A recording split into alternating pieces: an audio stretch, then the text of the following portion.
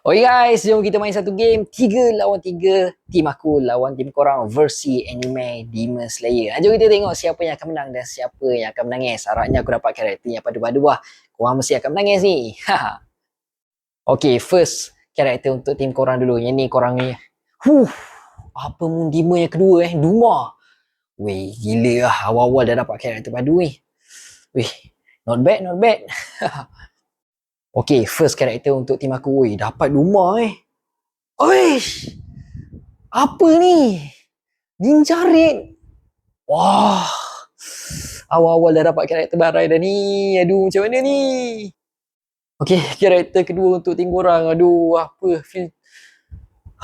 Muichiro Tokito pula. Hashira. Weh, aku rasa filter ni main tipu lah. Okay, karakter yang kedua untuk tim aku.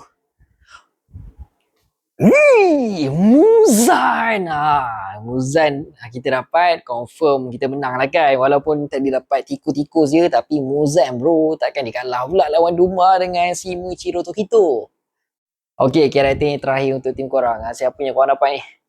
Gyutaro Ui, not bad kan tim korang ni. Gyutaro, lepas tu dapat si Muichiro Tokito, Duma. Ui, padu-padu. Tapi aku dapat Muzan. Haha. Okay, karakter yang terakhir untuk tim aku. Siapa yang aku dapat? Genya.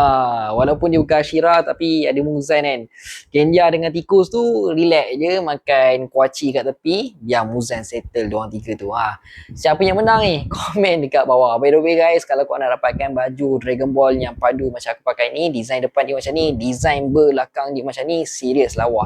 Macam mana nak order? Order sekarang dekat tag Shopee. Aku ada letak dekat dalam video ni. Harga murah bos. Sebab kalau korang beli dekat Shopee, cantik, harga murah pula tu. Order sekarang, okay?